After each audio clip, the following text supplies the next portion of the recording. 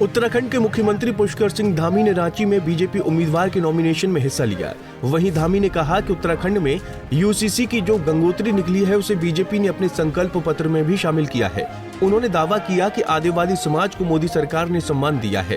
पहली बार एक आदिवासी महिला को राष्ट्रपति के पद पर बिठाया गया है। बढ़ाने का काम तेजी से देश के अंदर हो रहा है।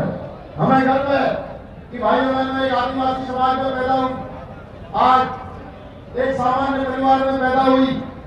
देश की प्रथम नागरिक आदि द्रौपदी मुर्मू जी भारत की पहली आदिवासी महिला राष्ट्रपति है और ये पूर्व के समय में संभव नहीं हो पाता। भाइयों बहनों, पूर्व के समय में ऐसे पदों पर अगर चयन होता था, मनोनयन होता था तो गिनता होता था।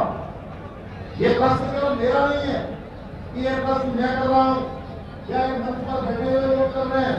भाइयों बहनों, ये प्रश्न देश के हर एक व्यक्ति का है कि एक समय था मनोनयन कुछ लोगों का होता था, उनकी पहले से ही जो है एक पंक्ति अलग बना दी जाती थी, एक लाइन अलग लगा दी जाती थी कि मनोनयन होंगे तो इन्हीं लोगों में से होंगे, एक खास वर्ग के लोगों के होंगे।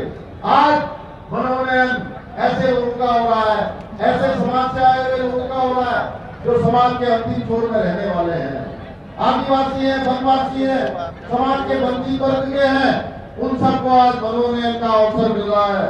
भाई बहनों, ये केवल और केवल भारतीय जनता पार्टी और एनडीए के समय में ही संभव है, माननीय मोदी जी के समय में ही संभव। वहीं आजसू सुप्रीमो सुदेश महतो ने सोरेन परिवार पर जमकर हमला बोला है। महतो ने कहा कि घर से बाहर के किसी आदिवासी नेता को सोरेन परिवार स्वीकार नहीं कर पाता है। महतो ने कांग्रेस पर तुष्टीकरण करने का आरोप लगाया है।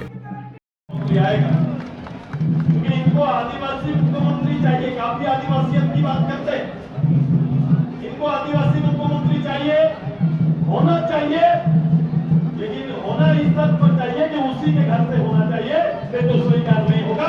इतनी बड़ी आबादी में दूसरा चॉइस उनको अच्छा नहीं लगता। इतने बड़े नेता, इतने समय से लोकतांत्रिक नेतृत्व करने वाले विधायक कितने बार रहे, वो दादा को अब विदाई देने की तैयारी हो रही है। चंपैदा का विदाई देने की तैयारी प्रारंभ उन्होंने कर दिया।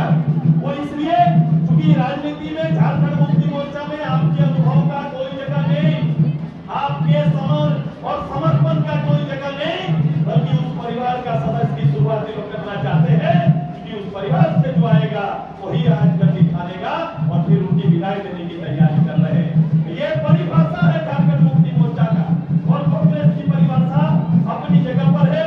कांग्रेस तुष्टीकरण से बाहर निकल नहीं सकता और तुष्टीकरण वाले लोगों से हमारा आग्रह है कि समय आ गया है, इसके तुष्टीकरण से बाहर निकलिए और अपने वजूद की राजनीति प्रदेश में प्रारंभ करिए। सुरेश महतो आप लोगों से अपील करने के लिए आया। रांची लोकसभा सीट पर इंडिया और एनडीए गठबंधन में कांटे का मुकाबला चल रहा है। अब 4 जून को ही पता चलेगा कि रांची सीट पर किस गठबंधन के उम्मीदवार को जीत मिलेगी।